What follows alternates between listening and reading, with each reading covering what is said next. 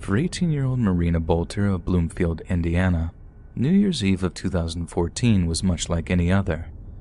It was a night of excitement and revelry among those nearest and dearest to her. It was also a night when the adults of her family might just be too socially lubricated to notice or care if she happened to be indulging in a little tipple herself. So as the afternoon drew to a close, Marina, who had a part-time job working as a grocery store clerk at the IGA grocery store, boisterously clocked out of her shift and began the journey home to get ready for the New Year's party that she had been planning on going to. Needless to say, she was excited to blow off some steam. You see, 2014 had not been an easy year for Marina. During the summer of 2013, Marina had discovered she was pregnant, and after the birth of her child in April of 2014, Marina had to do some growing up, and fast. She got herself the grocery store job, trying to put her wild child days behind her, and committed herself to being a responsible, loving mother. But God laughs at well-laid plans, and tragedy was about to befall her.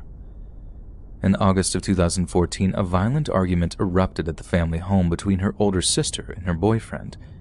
The argument quickly became physical, one in which household items were thrown around the home, and in a horrendous stroke of misfortune, Marina's baby was injured in the melee. Neighbors happened to catch wind of the injury to the infant and swiftly reported the incident to Child Protective Services. A social worker was dispatched to the home, who, with a heavy heart, made the decision to remove the child from the home and place them into foster care. Marina was devastated and vowed to do everything she could to win back her child. But it was not to be, for yet more tragedy was to strike Marina and her family, because that New Year's Eve, after she clocked out of work, she would never arrive home. In fact, as people would come to learn, it was as if though she had simply dropped off the face of the earth. One of the first places we might wish to look in order to get answers as to what happened to her is her relationship with a young man by the name of DJ Lockhart. Marina had a rather tempestuous, on-again, off-again love affair with DJ, who was the father of Marina's child. They were young, foolish, and headed in two very different directions in life, but as Marina's mother insisted in the years after her disappearance, they were very much in love. Despite what many have said about DJ possibly being responsible for Marina's disappearance, there are just as many who are, or were, close to the Bolter and Lockhart families that insisted that DJ was only guilty of loving her too much, given that he was devastated beyond belief at her having vanished on New Year's Eve. Yet there is another man in Marina's life who we must consider as a possible suspect, or who at least may have had a hand in facilitating her disappearance. In late 2014, Marina and DJ were not seeing eye to eye at all, and to all outside observers, it seemed they had definitely broken up. This was mainly because Marina seemed to be seeing other people, mainly an older man named Toby, who she seemed to be rather secretive over. But she was being secretive about him for good reason. You see, not only was this older man married, but he was actually an old friend of the Bolter family, one that had known Marina's parents ever since she was born. Toby acted as something of a sugar daddy towards Marina, helping her out financially until she was able to afford the rent on her own apartment. However, it's important to note that Marina having her own place was one of the stipulations for regaining custody of her own child. It appears that Toby was less of a serious relationship option and more of a means to an end.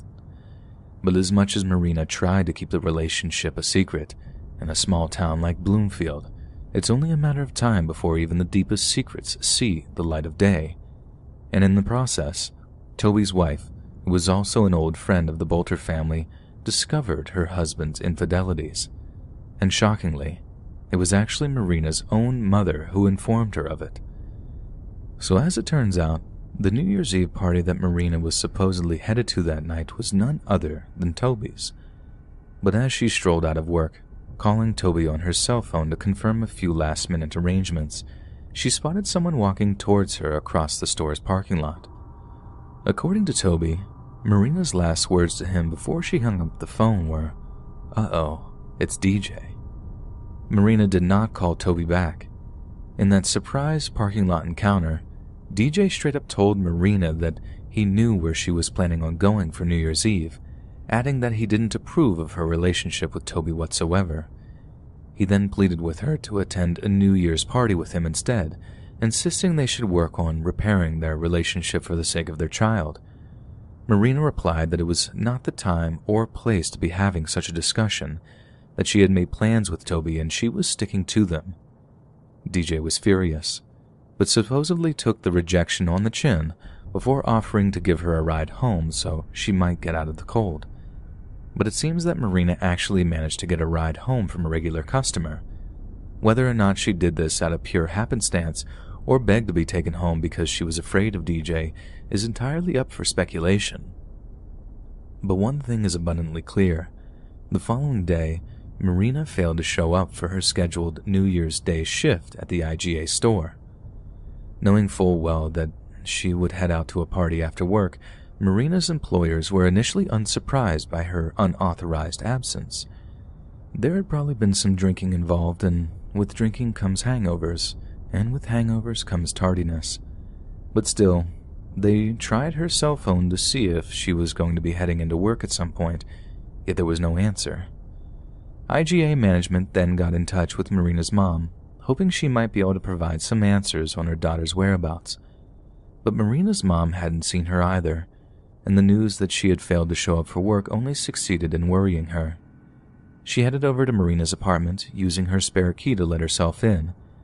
There were no signs of any break-ins or struggles, but Marina's purse, cell phone, and keys were all missing, along with her work uniform. This meant that, in all likelihood, she never made it home from work that evening. Marina's mom immediately reported her missing, and a police investigation began shortly afterward.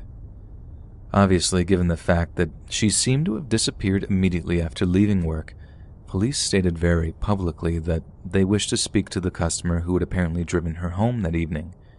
It took 3 whole weeks for the man to come forward, but we can understand why he might be nervous. In an interview with investigating police, the man claimed to have dropped her off at a pizza place near to her home. The restaurant was closed, but Marina apparently openly stated that she didn't want the man to know where she lived.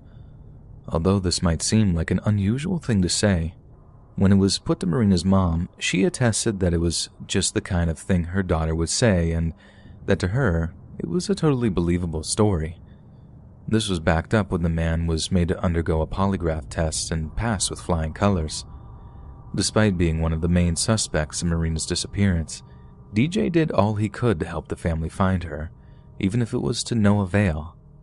He was said to be absolutely bereft about her disappearance and was never quite the same afterward.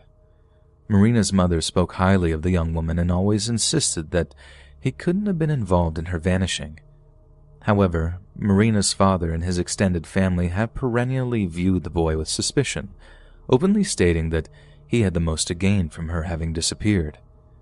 But the fact remains that we will never truly know if he was responsible, as we will never get a full confession.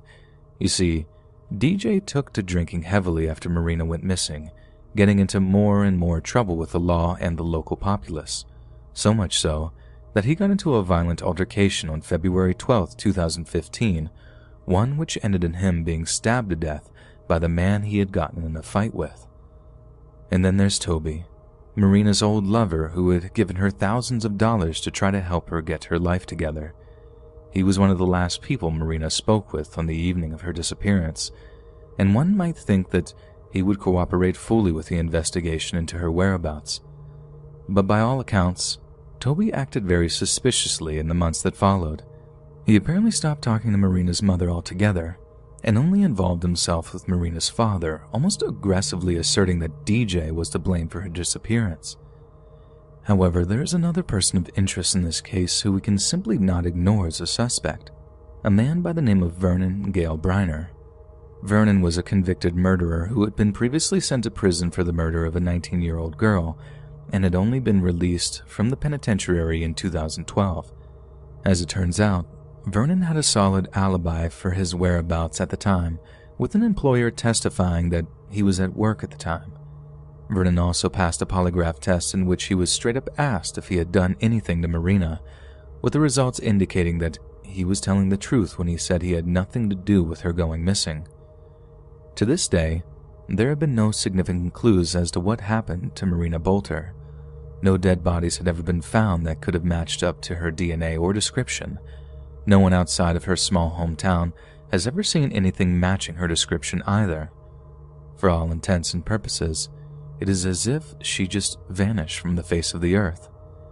It's a terrifying prospect that, even in the digital age, with man's ability to track and trace using the plethora of electronic devices we employ in our daily lives, that a girl as well known and well loved as Marina could simply disappear, never to be seen again.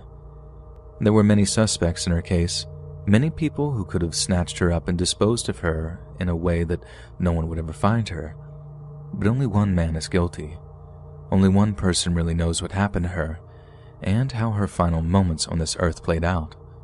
And to our knowledge, that man is still walking the streets of the United States, knowing he committed perhaps the worst crime imaginable, and knowing that no one can touch him for it.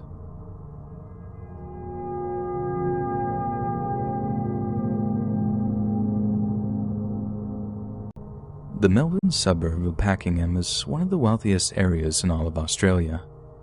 The area is home to several large mansions that house some of Melbourne's most successful business people, boasting sprawling estates with luxury amenities such as swimming pools, boating lakes, and even small-scale golf courses. It's one of these mansions that 45-year-old Michael Griffey called home. He lived with estranged wife Diane, along with children that Michael hardly saw due to his busy work schedule. He would often spend long periods of time living in an apartment he owned in Melbourne itself, using it as a kind of base of operations for his many business ventures, including the parent company D&M Plaster Transport. On December 31st of 2004, Diane and the children were hosting a huge party to celebrate the coming of the new year. Scores of guests swarmed around the grounds of their stunning estate, eating canapes, drinking champagne, and looking back over a year that had brought many of them great financial success. But Michael himself was nowhere to be found. When asked, Diane replied that he was home, but that she had not seen him, and was probably milling around somewhere in a drunken haze, socializing with business associates or eyeing up the young cocktail waitresses that floated around with silver trays laden with luxury food and drink. But the reality was something far more disturbing, because although Michael was indeed on the property, just not in the state his loved ones imagined him to be. Because on the evening of January 2nd, 2005, his wife Diane, along with their 17-year-old daughter Cassandra, walked into one of the second-floor office spaces to find Michael lying dead in a pool of his own blood. The mansion was vast, with so many rooms that Michael was found to have been dead for days, simply lying in a room that none of the family had been in for quite some time. The investigating coroner determined through tissue analysis that Michael had been bludgeoned to death at around 3 p.m. on December 29th. Whoever had murdered him had then wrapped his bloodied corpse in a striped bedsheet before attempting to hide it under a tarp. There were 3 large and seemingly fatal wounds on his head, and one obvious defensive injury to his wrist, indicating that he had attempted to fight off his attacker before being overpowered and killed with a blunt object. Police discovered that Michael's wallet and cell phone had been stolen from the property, and that $1,000 had been removed from a safe that only 3 people, one of which was Michael, had the combination to. They also found that 2 pages had been torn from a journal that his family said had a meticulous record of his movements and business dealings. Given that Diane was the beneficiary of both of Michael's life insurance policies, which were valued at almost $2 million, she was one of the first people to be considered as a suspect.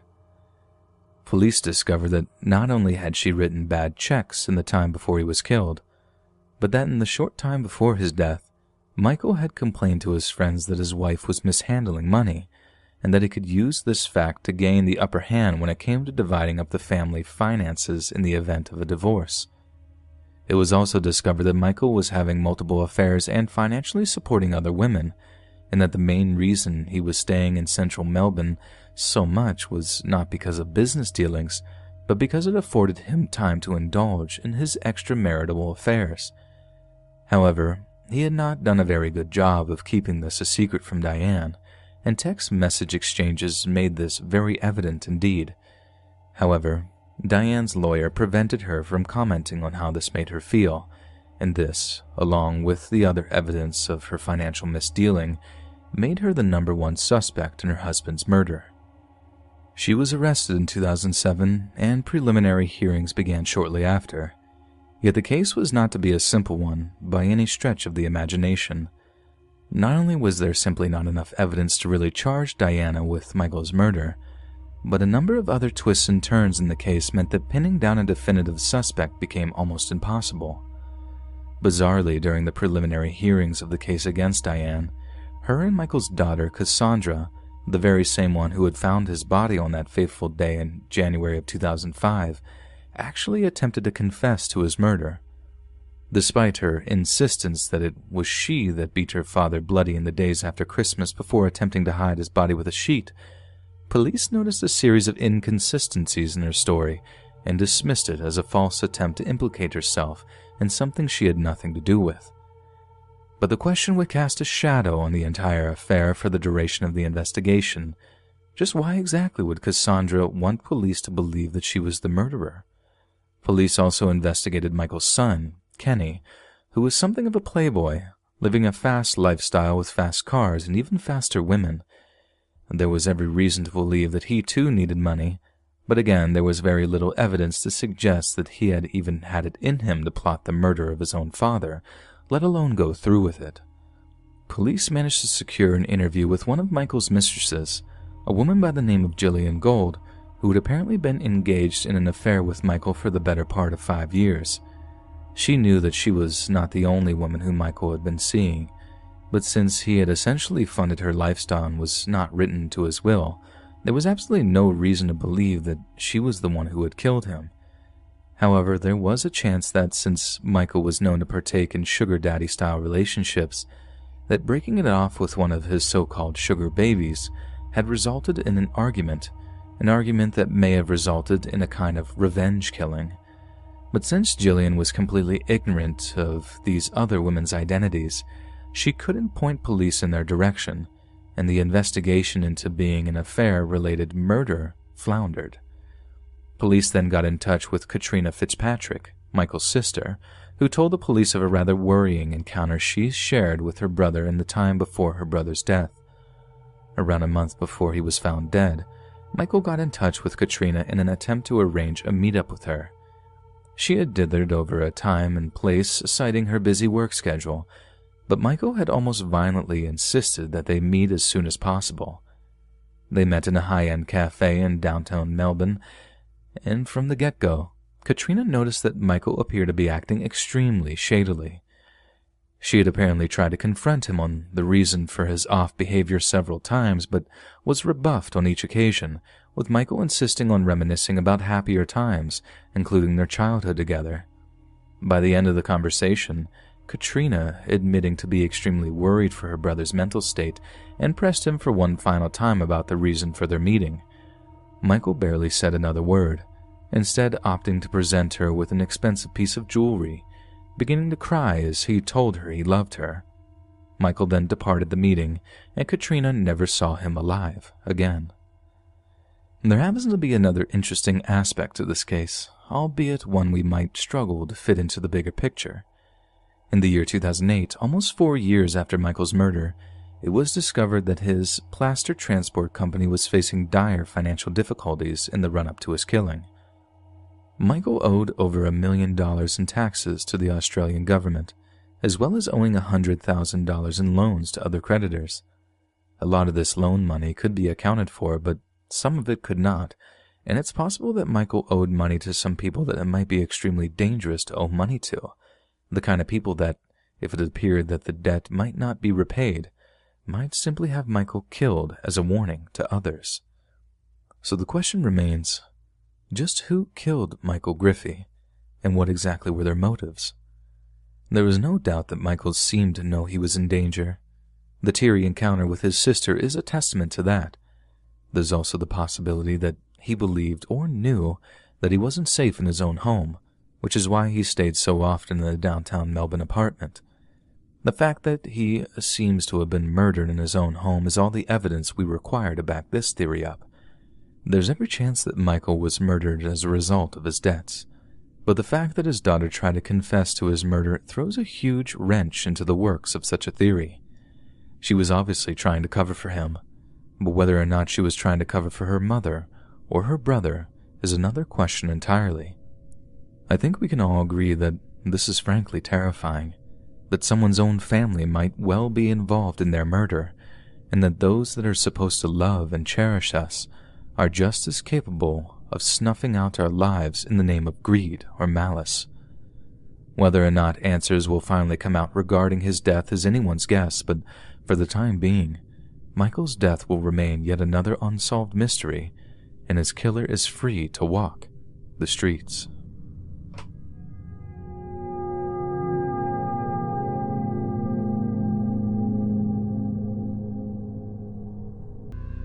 No, this happened just last night, and I'm still a little shaken up over it. I'll try to retell the story exactly as it happened, but the occurrence may have fogged my memory a bit. My name is Jason. I'm a 17-year-old male, and I work second shift at a local Walmart in a small central city.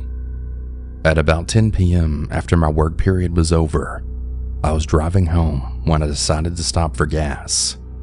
In retrospect, it was really stupid to stop at all. The gas station was poorly lit and it was completely vacant of other customers, but I knew the shady areas of my town, and this was not usually one of them. I pulled up to the pump, expecting nothing less than just a quick in and out visit to the station, and began fueling my car. I waited for about a minute or so until I heard that prompting click of the gas nozzle. Just as I closed my fuel cap, I grabbed my receipt and began making my way to my driver's side door. An unsettling looking woman pulled up right beside me, regardless of all the other surrounding pumps that she could have gone to. I didn't think too much of it though, given that I was just leaving anyway, and just continued on to open my car door. But then I hear her shout something. "Hey boy, come here," while then motioning me over with her bony, tattered fingers. Me being the friendly person that I am, decided to engage in conversation with her, despite my immense feeling of uneasiness. I conferred back, then sang, "Yes, miss? How can I help you?"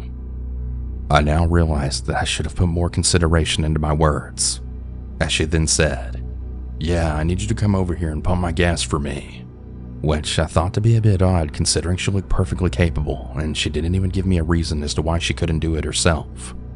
But stupidly, I decided to give her the benefit of the doubt. I started walking over to her vehicle when I then picked up on a bit of a red flag. She had already turned her car off as if it was ready to be filled up, except that her tank lid wasn't on that side of the car. Once again, I just gave her the benefit of the doubt and then thought, well, maybe she just forgot which side it was on, and continued round to the pump nearing her car, and then I saw it.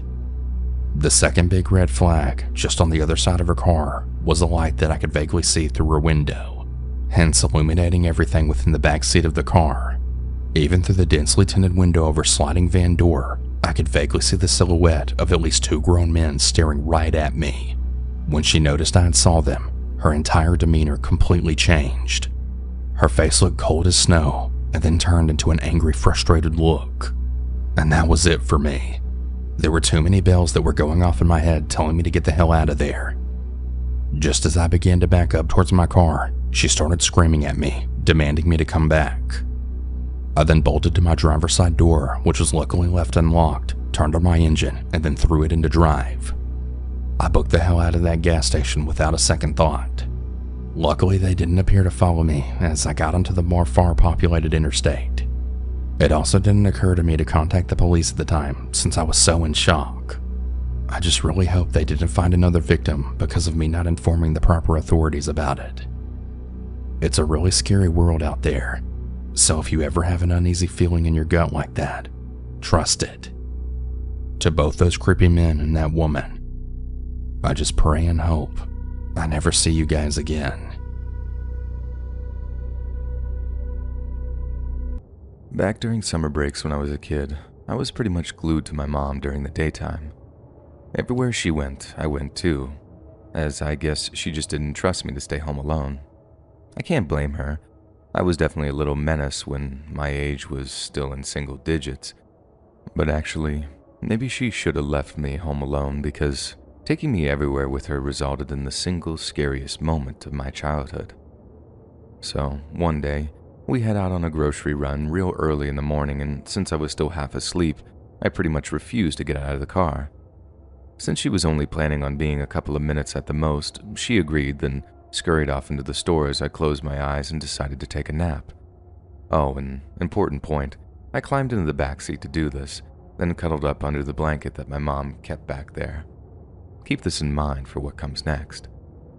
The next thing I know, I hear the car door opening again, so I open my eyes thinking, wow, that was fast. And that's when I see that the person who just sat down in the driver's seat is not my mom. It's some dude with a shaven head, and I still remember all the scabs on the back of his head as he started doing something under the dash, something which I now know was hot wiring or whatever you want to call it.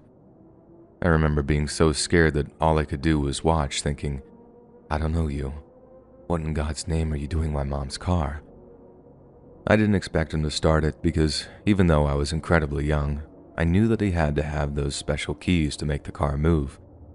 But then out of nowhere, the engine starts, after which the guy shuts the door, starts driving my mom's car out of the parking lot. Only then did I start to scream, because it hit me that I might never actually see my mom again. This random guy wasn't just stealing my mom's car, he was stealing me too. The moment the screams left my mouth, the guy slammed on the brakes so hard that it almost threw me off the back seats. He spins around, and I'll never forget how this guy had actual facial tattoos.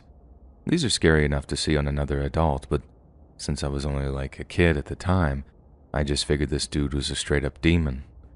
He looks at me and then just screams, "Get out of the car, kid!" I didn't even have to be told twice.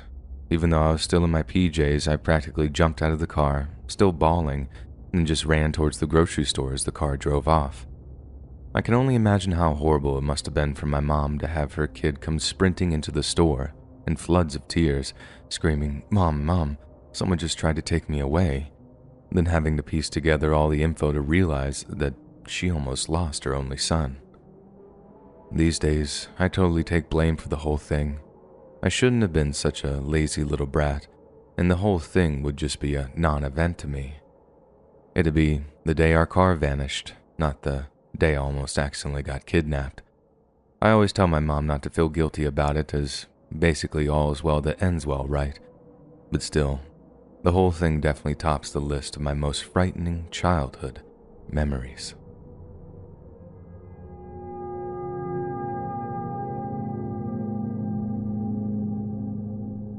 On Christmas Eve of 2015, I was partying on the rooftop of a high-rise building in New York City. There was a small, I guess you could call it, platform area, where chairs and tables had been set up, and all around the rails someone had hung up red and green Christmas lights. There was about 6 of us on the platform drinking and smoking, and taking in the view of the city.